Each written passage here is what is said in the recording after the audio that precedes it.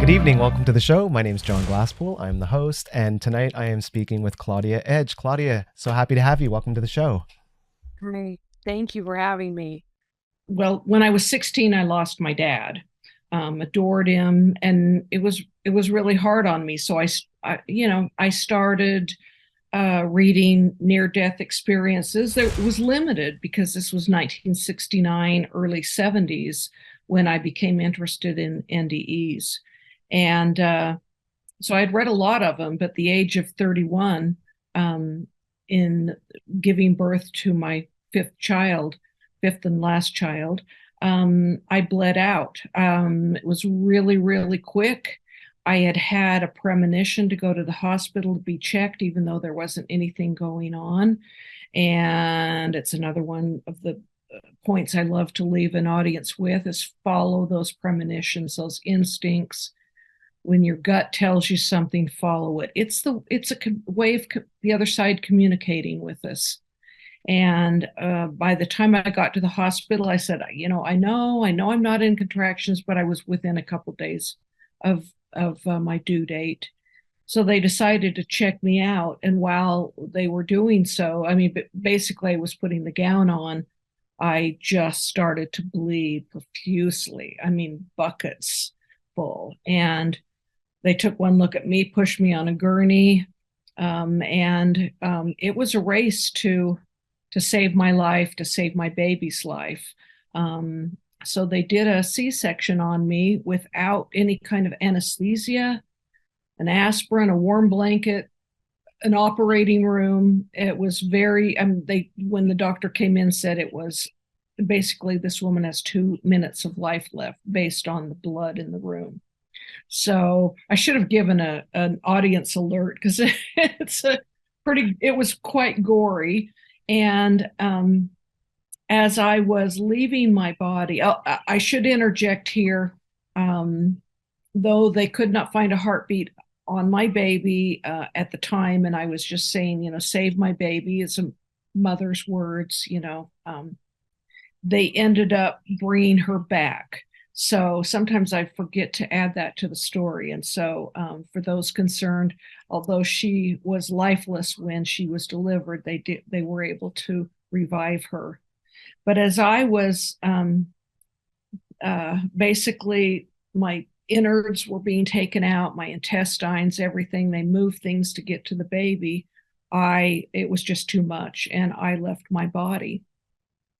Just as I was leaving and the pain was so bad, the ceiling of the room had popped off and the walls had become fluid, and they just started kind of moving inward. And because I had read accounts of near-death experiences, I thought, oh my goodness, this must be the tunnel is forming. The walls are coming in, and I was kind of seeping backwards.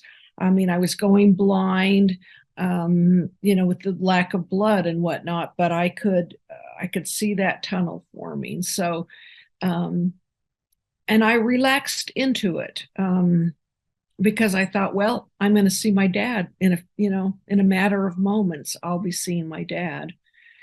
What happened though is I found myself in a place of complete blackness. It was it was everything and nothingness all at the same time. I've heard people call it the void, but it never sat well with me because a void to me feels like there's something missing, something not complete. And it was complete. It was everything. It was void of nothing. And so, it was so perfect that I could have stayed there forever in the blackness.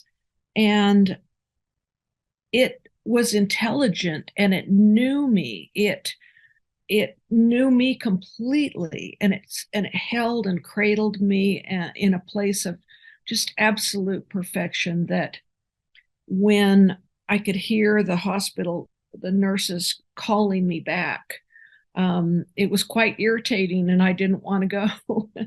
And they were telling me that my baby had lived and I had already seen a lifeless baby. And so I thought, they're lying to me and I'm in perfection. I'm going to stay here. But as I tried to form back into a humanness, because I was still me, although, and I want to say, I was going to say I had no body. I don't know, because it was so black, I couldn't have seen a hand in front of my face. But I didn't feel connected to a body, but I felt the entirety of me, of Claudia, all intact within this space. And so I didn't miss not having a body, basically.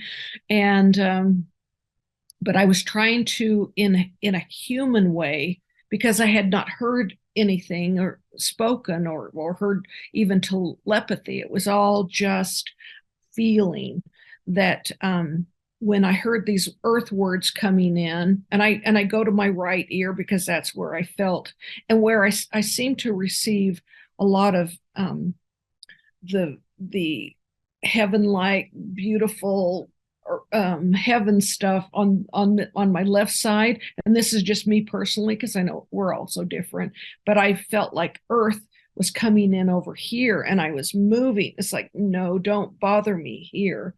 And but when I tried to form the words to tell them, no, leave me alone, I it was basically just jumped right back into my body. So that's how I died. Beautiful. I love your experience. And when you were hearing the nurses speaking to you, this was while you were like simultaneously in the void? I was, yes. Mhm. I could hear, yes. That's what I could hear in that perfection and love. And then this irritating, I mean, really, the voice is not I guess that's why they don't use it on the other side, because it can be quite irritating and scratchy. And I was just like, I just wanted to get away from that noise. And yeah, so I could hear them calling me back. Amazing. Before you got to the void, what was the space like? Like, can you describe it in more detail, like where you were? Well, and I will, because when I popped out of my body, I was aware that it was my body kind of below me. I was back from my head, basically, and looking down at my body, because I was kind of going in this tunnel. But and as you ask that, it makes me, it's like, now how did this happen? Because I don't know if I pushed out that pop. Okay, and let me describe the pop too. The pop, like death is, we can't pick how we're going to die. No, dying is not fun. It can be quite painful. Mine was really painful. But the death part is so easy. It's so familiar.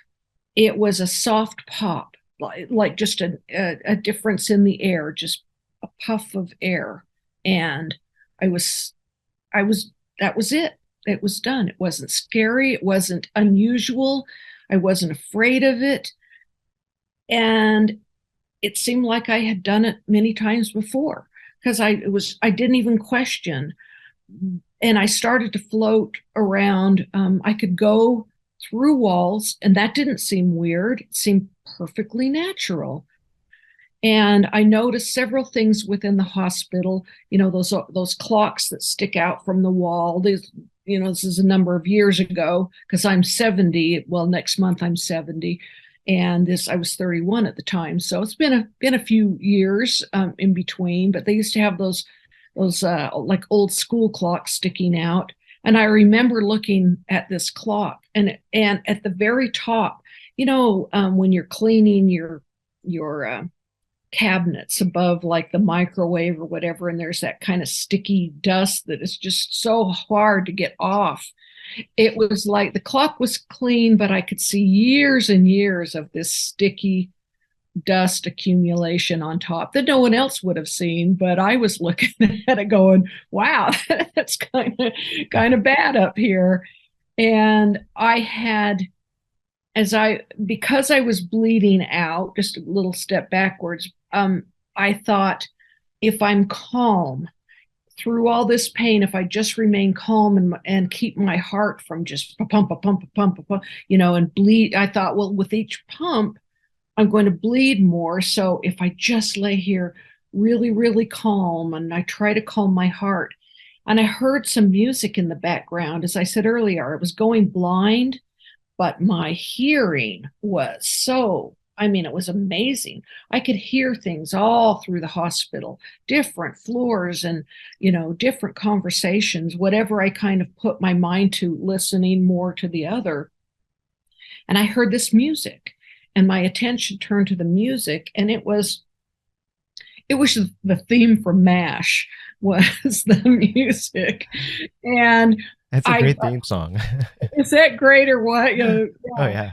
And so I just decided to focus on that. And so when I popped out of my body, I just floated through some walls and decided to go find it. So I did have a bit of adventure before I went into the complete darkness. And I found myself in the room where the TV was playing this music. And there was a gentleman laying there, and he had no idea I was there. When I realized that, I kind of got in front of him and did a couple of these, and he had no idea I was there. And then I went, I must be dead. I must be dead. That's how, that it wasn't unusual. I'm grasping for a word here, but just how easy it was that I didn't even realize I was dead at that point. But as soon as I realized that, that's when I found myself in I'll call it the vastness. That fits better to me, vast. Than And that void. point of realization, did you have any fear at the time, or is everything No, still? everything was a-okay. Yeah, yeah. It was. Yeah, I had done it, and I was okay with it. Had you thought about the things that you were leaving behind, or did you not even have any Oh, chance to? absolutely. And my kids have questioned that because I have 5 children, and it's kind of like, gee, mom, thanks a lot. Or even the baby they revived. She said, didn't you want to hang around and, see what happened to me, or really kind of see what I really looked like, or, all of this stuff. And it that scene had been it was like leaving a battlefield. I mean, it was gory. And I had had enough at that point. And so in answer to your question, it seemed like there was like a knowing. When I passed through the first wall, I passed over my then husband filling out hospital paperwork. He had his driver's license out. He was trying to, okay, give that drop of blood, yes, I will pay the bill kind of thing. And so he was really busy out there. And as I was next to him, I thought, this is going to be rough on him. But a feeling, there was like a wave of, it's going to be okay. They're going to be okay. And it was kind of a fleeting thing. Sorry, kids. Mom loves you, but we don't. I didn't hover over my body and go, oh my goodness, I've been exercising so much, and here I looked pretty good going in, or whatever. It was my work overalls. It was my suit for this adventure, and I had taken off the suit, and now I was free. Hmm. That's interesting. So there Yeah. was because when you talk to some NDEers, they'll describe what, I mean, it sounds to me like letting go of the ego, just sort of letting it shed off of you and Mm, becoming your true soul self again, right? right. So did it feel sort of something like that? Well, I'll go to a point, as you mentioned, other NDEers, because of course I was. Well, I woke up. I'll jump back kind of into my story, because when I was regaining, and it took a really long time for me to heal, because I had had so many transfusions. I mean, I bled out, and they were, there were 2 miracles that happened that night. That I was even brought back was absolutely a miracle. but they were anxious to talk to me because I had had, now this was 1984, and there was an interest in um, NDE experiences. And it was a teaching hospital. And, one of the times that I kind of came out of my grog was a researcher, and I remember that she had, her clipboard and pen and started asking me questions. And she was asking me what it felt like. Had I seen anyone, heard anything, what had I experienced?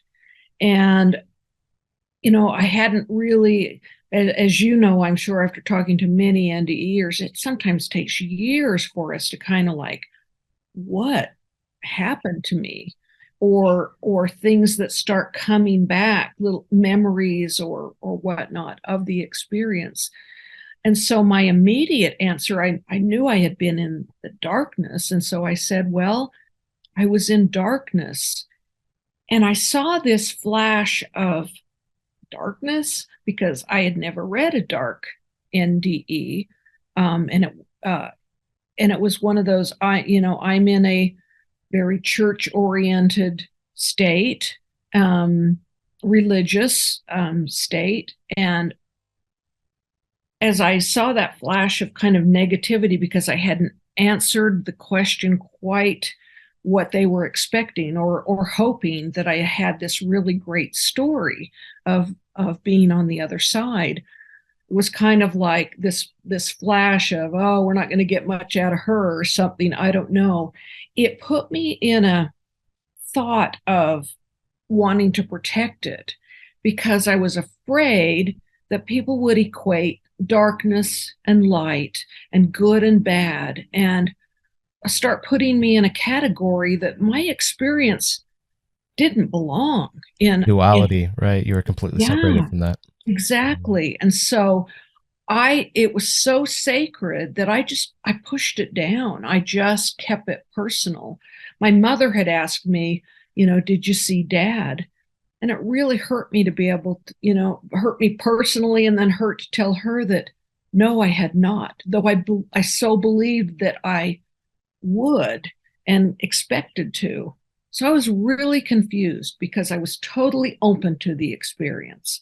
I was knowledgeable beforehand, and I continued reading those accounts, looking for myself in one of those accounts. And it took a really long time to find anyone who would kind of step out of the NDE closet and talk about darkness. I know there are a few that talked about hellish ones, and I didn't want to be lumped into that one either.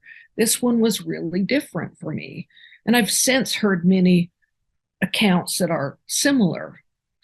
But after years and years of reading these and I listened to this a TED Talk type NDE that was just perfect, and the laser pointer and it was just so practiced, but it was, it was amazing.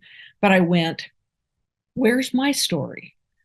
How come I didn't come back with, the mountaintops and grandma or dad and, all of this stuff? And I started to let myself feel a little bit ashamed, earth word, but shame of maybe I'm not as good. Maybe I didn't deserve that type of experience. And I was pretty sad about it at first, and I would work into either in this question, trying to be scientific, or just ask a really good question, or I would cry about it, or I would get mad and go, how come I feel so limited in my experience? Because I just knew there was something more to it than that. But that's all that I could pull up in my memory. That's all I could pull up. But I And think that, we experience, especially given this, was such a short period of time. I'm quite sure Source is aware of everything that's going on. And, so I think you get, I think and hope you get, and we get what it is that we need at that moment. right. Right. And maybe you didn't need to see valleys of flowers and roses, and you know, Well, you deep needed into to see what you saw. I saw, yeah, or just feel that comfort from this trauma. It was really traumatic. Right, exactly. And I look at my life then with four small children and now another baby because they just wouldn't stop coming. It's like I finally figured out why. But I was very busy and I had to put my own needs aside for a really long time. And so, even though that was something that when I did have me time, it was reading another book, or, they didn't have the internet or anything, but wherever I could find information or look for movies, even Heaven Can Wait, and, all of those movies that kind of touch on that subject were always my favorite movies. It was like just touching that experience just a little bit. But it was in a time of, okay, it's been 25 years since my experience. And I was in an anger mode about it. I was like, I don't understand.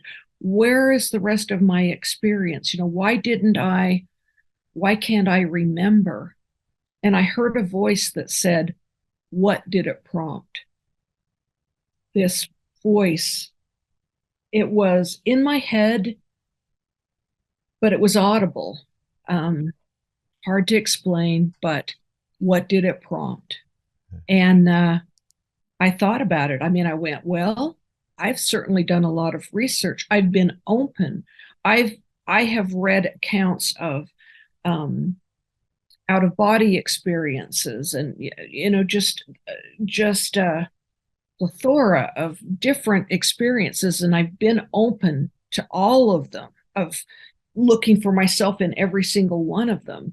And I'd had points of psychicness, or just and so I think I was developing, um not in a like a perfect way, or knew everything, but I was being fulfilled in a sorry, I'm searching for words here, but in a full account of being able to accept others' experiences and equate them by having just a taste of each one, within myself, that I could intelligently talk or understand what somebody was trying to convey. So I had years and years of little points of light, I'll say, throughout. And I went, well, I've been certainly open and I've been searching. And it was within a few days that I had a dream of well, it was my spirit guide, but I didn't know it at the time. I was in the middle of a dream and just doing, regular dream stuff. But in the corner of my eye, as we're in a dream screen or stage or whatever, I could see somebody just doing random weird movements, and I saw a fairy, but it was not the beautiful fairy princess. It was it was a chubby guy with a hairy back and a cigar in his mouth, and had a wand, and he had a little fairy dress and hairy legs sticking out of the fairy dress. I mean, it was very humorous. And of course, I'm in this dream and I'm going, what the heck, over here in this corner. And as soon as he had my attention, he held up a sign that said, pay attention to me, pay attention, these type of things. And he worked with me. It was my guide. And he worked with me in being able to stay in a sleep state, but become lucid within my dreams. And he would take me to what I called spirit school, because I would wake up with some kind of a lesson, some kind of a story. I'm a storyteller. My books are written in story form. That's how we met, is a story the other day. I write in short stories with lessons, and that's how they have brought me along. Is, you want to know the everything. You want to know about God. You want to, well, here's a metaphor, here's a parable, here's a story that you can bring back. It's not exactly how it is on the other side, but for my humanness to be able to explain to your humanness what our brains can hold and recognize, that's how my experience has been given back to me. So I've written 2 books about my own personal experience. Do you mind if I hold up the first one? No, Is called please do. Yes. Gifts from the Edge. And this is me at the cliff. I'm ready to, you want me to jump? You want me to fly? What do you want me to do? I have questions I want to know. So this was my first one, and Lessons from the Edge is my second. This goes into a lot of detail of my, because on the first one I didn't talk about my near-death experience because I still wasn't ready to come out of the closet. So this one is in very much detail of that, and I'm super proud of how it's become kind of an important thing that's been shared a lot on the internet is the 10 things that I learned when I died. And it's right at the front of the book. I don't hide it. It's kind of like, and then wrote the book to kind of support those 10 things. So that's been a really fun book. Can you give us 2 of those things? Sure. You are here for a reason. This life is not an accidental happenstance, but rather a carefully coordinated play that you and others around you contracted to participate in for the experience and advancement of spiritual growth. Think of it as the holodeck of Star Trek fame. It is very real as you participate, and after exiting, you get to examine the experience and learn from it. Our lives are a marvel of complicated orchestration and a gift of love from the Creator. It is carefully set up to bring a desired outcome. And before you were born, you worked with your higher counsel and the souls around you to assist in bringing it all into fruition. The goal is to achieve the highest outcome, but the plan is not set in stone and can be adapted as free will choices are made while here. Our free will trumps all pre-planning and contractual agreements. Oh, here's one, how we all say, believe it or not, you will want to come back again. I've heard from so many people, no way, I'm not coming back. I've said it myself. This is the reincarnation that we hear about. What I was shown is that coming back is necessary to complete lessons. It is a 360-degree opportunity to walk in another's shoes and to learn from all sides of the equation. If you are a thief, you will experience loss as a victim next time, but not as a karmic punishment, but from a different point of view for a complete understanding. Can anything good come from the grief of losing a loved one? And could anything good come from such pain? Yes, and it is a planned opportunity, as awful as that sounds here in human form, but yes, much good comes from your pain and suffering. A patient racked with illness leads to an opportunity for others to serve. This can be no more of a complete lesson than what is experienced from all sides. There can be no more of a complete lesson. So those are 2 of them. Those are valuable. Yeah. This one, We Touched Heaven. This one's been doing really well. I'm so proud. I'm proud of all of them. They're all like children. But this one is accounts from 47 different people participating in the writing of this book. Each have submitted a story of their either NDE, it's not all NDEs, spiritual transformations or out of body experiences or dreams and communication of the other side. And I just, it was meant to be written because I so easily found these different people, a NASA scientist, a marine biologist, a mortician, a insurance salesman, a teacher. It was just like they just fell into my lap. It's so chock full of all kinds of different walks of life, different people, and from all over the world. It's international. And Dr. Raymond Moody, who was basically the father of NDEs, the research, called it terrific. So what Wow. bet, yeah. That's awesome. So that one. Well, that sounds really super, super dynamic and interesting. Yeah. Like, did anything stand out when putting this together?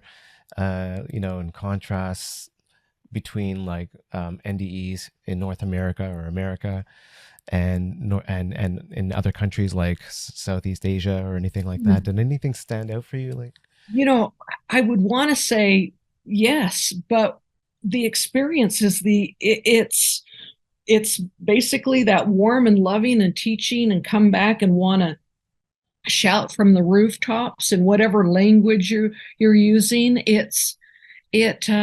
Sorry, I get goose pimples, but you come back with this mission of wanting to share. And even though the experiences all can be tweaked just a little bit differently, or people ask, why are they so different? And it's not the final stop. I haven't seen the other side. I've been to a place that I was allowed to be, or that was created for me to see, or for, as you said earlier, for my own benefit, my own needs at the time. I think there's easy capability of punching into the Star Trek holodeck, going, yeah, let's give her a forest and let's and slip her in there. I just think there's that easy capability of giving us what we either need, or in a religious or aspect of what we have been taught that the other side is like. There's no want to scare the Jesus out of it. Sorry. They're just funny. That just slipped in there. I would have never said. But so they give you kind of what you expect, kind of like, ease, and then work from there. So yeah, they're all different, but they all radiate the same. They all come back, with that want and need to express and share it. Normally I don't do this, but I have to like just play the skeptic, because Absolutely. I don't usually do it because I know, what you're saying is true, and I know that these things exist. But put that aside, some of my viewers are definitely skeptics, and that's perfectly all right. I mean, I think it's good. Yeah, good. It's amazing. So my question is then, I don't know if you've heard, I'm sure you have, chemicals, DMT being released into the brain and stuff like that when you're at the point of death. And what you described in, well, not entirely, but in pieces of your NDE, which were so beautiful, sound a lot, similar to people either taking DMT or the way some scientists describe how it would be released into the brain and make us experience this euphoria. I'm just curious, like, how you would respond to that if somebody were to say that to you. God, it's such a good question, and it's been asked so many times from others. So let me try and form some thoughts of it. One of the things that I might not have expressed really well is in this, a researcher sent to me immediately after my experiences, because even the hospital deemed me to be a really good research subject because I had not had any drugs or anything prior to my experience. I don't, as a pregnant woman, not even caffeine or anything. So that was, but I understand the skeptics. I want to quote Dr. Eben Alexander as someone who was one of the biggest skeptics out there. He just would poo-poo anybody that even, then he was a brain surgeon, and it's kind of like, no, we release, this, and when he came back, and I won't go into his story, but it's beautiful and amazing, and I tell people, listen, you can draw a podcasts of his story that are amazing, but it's kind of like there's just so much there that is more real than what you come back to. Earth words are really hard to describe.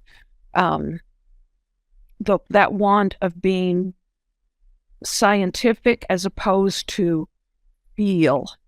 Well, I felt this, and the feeling incorporates everything. Every cell in my body goes, this was real. This was I'm probably not going to change a skeptic's mind, but I will offer, my one of my little seeds. If you're out there and you are a skeptic, I was too. I promise.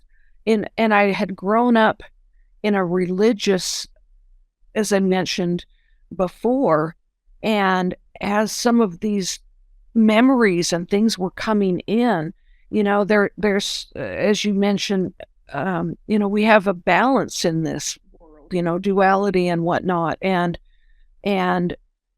I had to release some of my old ways of thinking, and it was scary. It was really scary. And I figured out a way that I could safely, and I did it in a form of a ceremony of holding on to, placing them in my hand. And I had an old treadle sewing machine of my grandmother's, the dovetail, beautiful, work, and this little drawer. And I opened the drawer and I set things that I had been taught, but that I wasn't, it was, I don't even know if belief is the word. It was just something that okay, you're a little kid and you hold those things, and then you start to question. And as I questioned, and answers were not, there weren't answers, to the kind of questions I was bringing to people in authority and churches and whatnot. And they just say, you just need to believe. And it didn't work for me. That didn't work for me. So I took all those things and I put them in the drawer, and I allowed the crack in my head, even before I, knew of chakras or anything else like that, that I told my mom even, I think I have a crack and it can be seen on the other side. And they're slipping really cool things in there. And it's like, I have the opportunity to either hold them, and I hold them up to the light and I study them and I think about them. And there were things that were just too big that I said, I'm going to put on the mind shelf, like as I'm talking out there to your audience and something strikes you as a skeptic, but you maybe feel my excitement, feel my, whatever it is that me personally or another guest, because you're here for a reason, you're looking, or you wouldn't be here, and it's like, you can dare me to prove it, and I don't think I can, but I can offer you my sincere best verbiage, earth verbiage and feeling, and offer that I'd be glad to talk further or whatever if you're really skeptic. But if it's on the mind shelf and it's just kind of sitting there, and if something touches you, hold it up to the light and see how it feels. And that's good advice. Yeah, definitely. Yeah. Just going back to the NDE, I wanted to ask you about the gentleman that was in the other room when the music was playing. It just occurred to me, I didn't ask you, did you ever go and, I don't know, pop in, say hello, see if he was still around? Or the recovery for me was so intense. I was having constant blood infused. They were just, in fact, I was like a vampire. I was so low I could hardly even move in bed. They gave me enough to keep me alive, and I could tell when it was just time. I was looking at my watch even. It's like, oh, it's almost blood time, because every unit of blood that they hooked into my arm, and it was like, as I had gone into that darkness, that wavy tunnel, and everything was black and my vision was almost completely gone. Every bit of blood opened up and put more light in the room. Blood really is the life blood. It really is. And so I lay there and like a vampire and just waited for my next unit of blood. And they told me, it was 1984, and they told me, you have enough that we know you're going to live, but there's a disease out there, and we know it's passed through the blood, and we don't want to give you too much because we don't know how to test what blood might have this particular disease. And I just looked at him and went, HIV is what I'm talking about. And I just went, are you kidding me? I just freaking died. If any blood you bring me is going to kill me, it's like I would have, it's like I just went, no, I'm going to continue to take any blood you're going to give me. So in answer to your question, it's like, no, it didn't even occur to me or my capability of doing so. I was in the hospital for quite a while. Yeah, understandable. Yeah. So did you come back with any new abilities after your experience? They'd come in really kind of slowly, as I was talking about those kind of points of light. As a kid, I always had, I could, not to a way where people were like, whoa, Claudia, but it was something very personal. But I kind of had some psychic abilities, and I just kind of knew things when they were telling me my grandma was going to be okay, and I was like, no, my grandma's going to die. I was really upset to know that she had had a heart attack and was in the hospital, and everyone's like, no, they're saying she's going to get better, and I went, no, she's not. And just things like that would come out of me as a kid, kind of a predisposition. So I think the biggest thing that I came back with was just an open mind about what I, felt and whatnot. And I could see, I was a kind of a scaredy cat kid. I could see things in my room as a little kid. My mom spent a lot of time sitting at the end of my bed until I fell asleep or back to sleep. I'd wake up and afraid of what things I had seen. So yeah, I think there was a little bit of a predisposition there. But most of everything that I have right now, like I say, I've experienced, the audible, and I wanted to communicate with the other side. I just love how someone can just like close their eyes and go, oh, I see, your spirit guide or whatever, and they're saying this and this and this. And I'm like, man, I want that, or I want to be Teresa Caputo, right? And just be out there and go into the grocery store and say, your grandfather is next to you or something, and not, just to offer that gift. That would be my dream job if I could do that. And I really tried. We all have those capabilities, honestly. And it was something that I worked on. I can do it, and I do communicate with the other side, but not for other people in that kind of capacity that I think would be so much fun. It's just kind of a personal thing for me, my own family members or whatnot. So I think the other side is, just everywhere. I'm not so sure it's very far, It's exactly. Kind of however close you want it to be. Yeah. As we are on this subject, because before I do, a show, and I'm kind of like, and I had a dear friend, have you ever heard of Reverend Bill McDonald? Yeah, he's been on the show a couple times. Oh, I love him.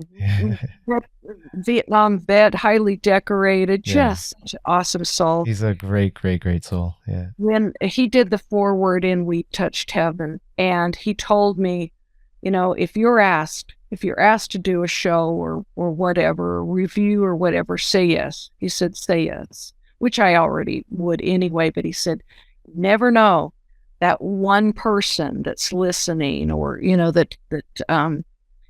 there may only be one person in the audience, or it may be somebody that listens to it a month later, but there's somebody that your message is supposed to touch today. And so I always look for what that message is, and I meditate about it and whatnot before the show. And this word came up.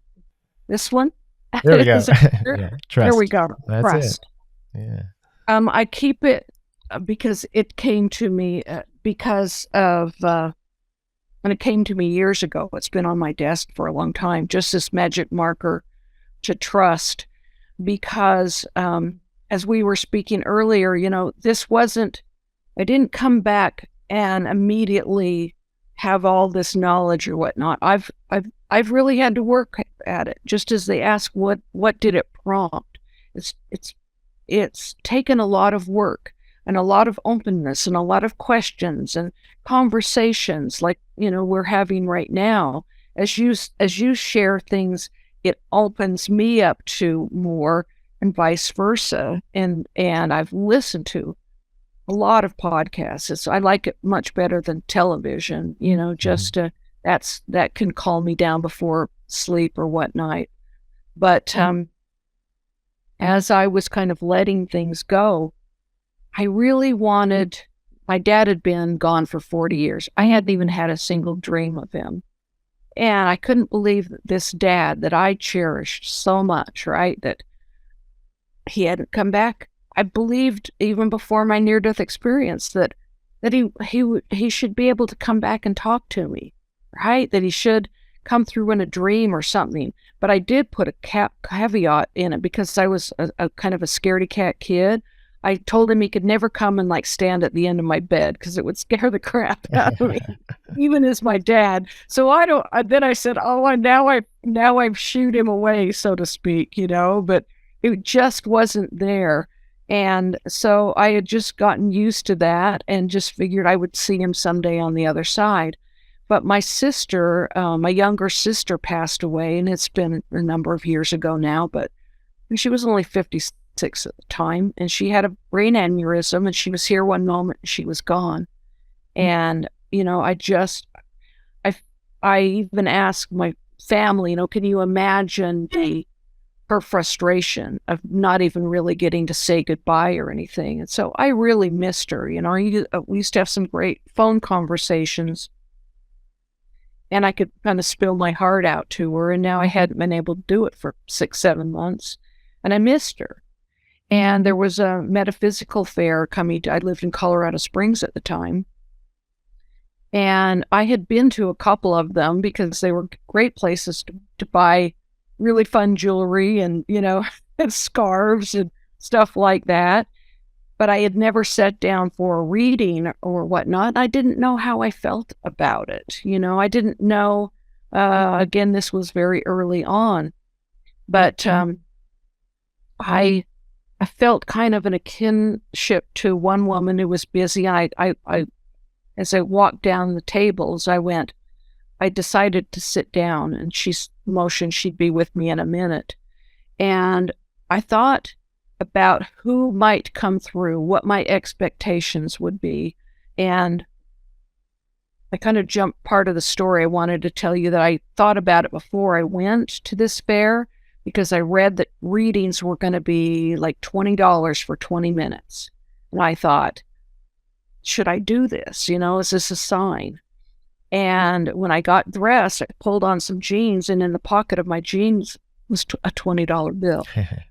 So I felt pretty good about spending it there because it wasn't even going to be missed. It was found money, and it was exactly the amount of what it was going to cost to talk to somebody.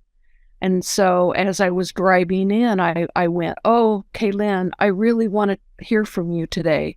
She'd only been gone 6-7 months. And so I thought, in my understanding, it was like, well, she was, my dad's been long over there. So she's just been there a short time. Maybe she's a little bit closer to the earth plane or something. I don't know what I was equating, but I decided that she was going to come and talk to me. And so when I sat down in front of this woman, she told me that she saw a young man. And I'm like, a young man? I didn't have a cousin or a brother or, anybody, even a friend, man, that had passed that I could think of. And so that didn't equate. And then she was saying something about, I'm seeing balloons.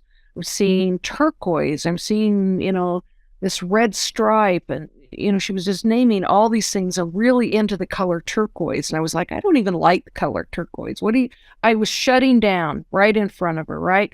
I came in with an expectation and nothing fit. And the more she said, the more I just closed the door. And she, was kind of like, she finally said, none of this is, she's like, he's so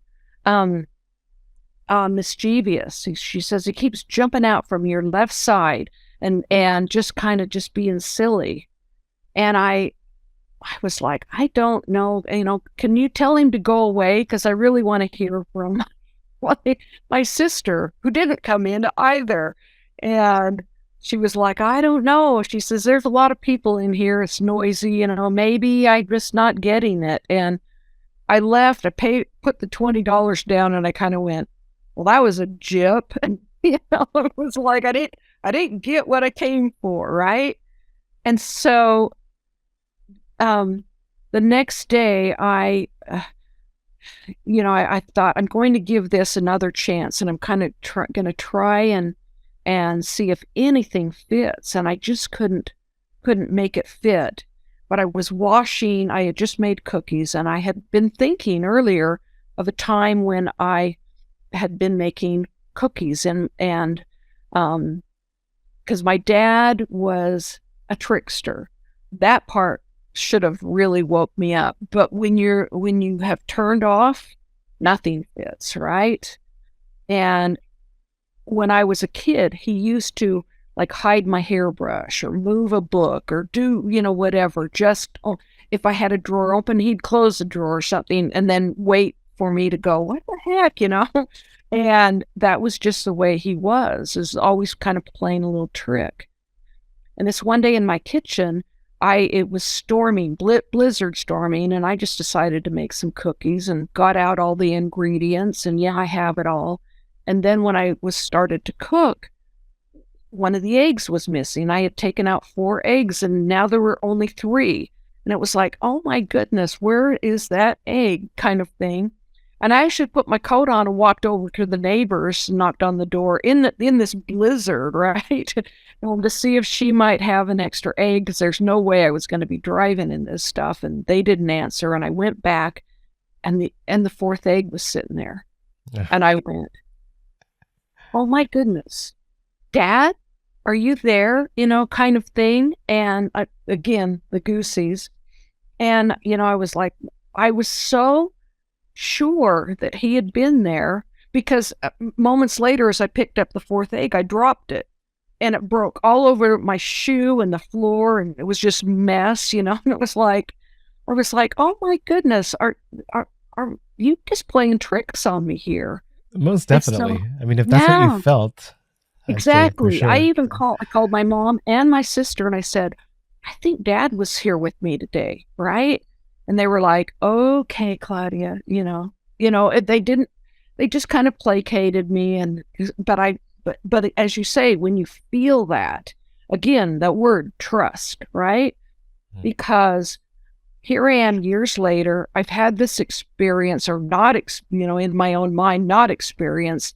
And I'm washing this bowl, and I'll grab it here. Because remember, the big word was turquoise. Oh, and hot air balloons. Right? Turquoise, hot air balloons, red stripe. This is the bowl I was washing.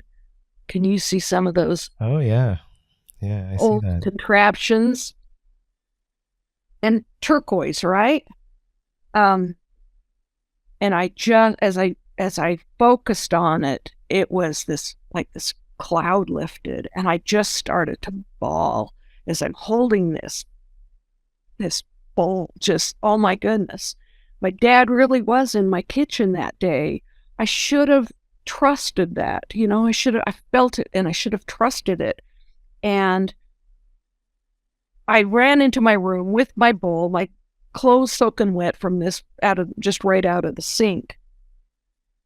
And I was like, oh, Dad, you really have been with me, and you really were in my kitchen that day. And I kind of thought I'm going to talk to him like he was in the corner of the ceiling or whatnot. And I'm in my home office. I'm a real estate agent. And above my desk are a bunch of these type awards from Remax. What is their sign? A balloon, a hot air balloon with a red stripe, That's right? right.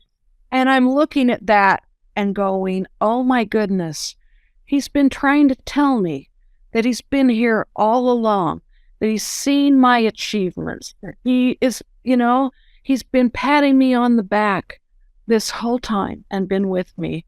And so the word trust has become really important for me to share, because as we talked earlier of trust your gut and your intuition and your, those type of things, trust them. And if you feel something like your dad has just visited you, trust that it really did happen. When you're open to those type things, you'll get them more often. When you trusted that penny that you found in the driveway was from your mom, pick it up, put it in your pocket or beside your bed, and believe it. And then you will find so many more pennies, because the other side is so willing to cooperate and help us and bring us along in this. So true. Yeah. Yeah. So thanks for letting me. I'm a storyteller. I'll tell stories all day long. It is wonderful. It's wonderful and great advice. And I think this is, this kind of thing can help anybody with a lot of things. And it's really important to share it. And I appreciate the fact that you were willing to come on here and share it. Thank you so much. I really appreciate it. Do you have any last words or final advice for anyone who may be fearing death at this point in their life? One of the things that I feel really drawn to leave with is, we're in these times of so much happening and division and whatnot in the world. I'm going to share a little short story of, I was at McDonald's. I was just going to grab a quick hamburger and drink, and walked in. And as I came back out holding my sack and my drink, there was a young man that was kind of in my way as I was approaching. He looked at me and smiled. Now, not just an acknowledgement or whatever, but his smile reached down into my soul. It was like a soul contact kind of smile. It wasn't like, overly smile or anything. There was just something about it that he recognized me and I recognized him or something. There was some kind of exchange. And it was fleeting, because even before I had actually gotten next to him where I might have said hello or something, it was gone. And he was back. Was holding his device, and it was gone. That flash of recognition was gone, and he was back down. And I just continued on and got in my car and left. But that moment of recognition of soul was so important, and so, it filled me. And so what I want to leave today is the fact that we are, what I saw on the other side, are our souls, our own magnificence. We are stuffed into this meat suit to experience Earth. And for whatever reason, our meat suit may have long hair, or be a different color, or decide to paint their hair green, or be overweight, or underweight, or tall, or thin. For whatever the reason that their suit is different than yours, it's just a suit, because we're all beautiful, magnificent souls, on the inside of this suit. And so I would like to leave in trying to look past the suit as you meet new people, as you walk by people, and be open to who they truly are on the other side. They're magnificent, and so are we. Well, on that note, that was Yeah. wonderful. Yes, definitely kindness and love, so important. You're, Great message. Thank you so much for being on the show, Claudia. It's been a real delight. Thank you. I've really enjoyed it. I've enjoyed that we just became fast friends. So Yeah. I'm open to talk if someone has a question or whatnot. I'm at my website is claudiaedge.com. Just leave me an inquiry and I'll get back to you. Perfect. I will try to. So Awesome. John, thank you very much. It was a pleasure. Really had a great time talking to you. Great. All Take right. care. You too. Bye-bye. Take care. Bye-bye.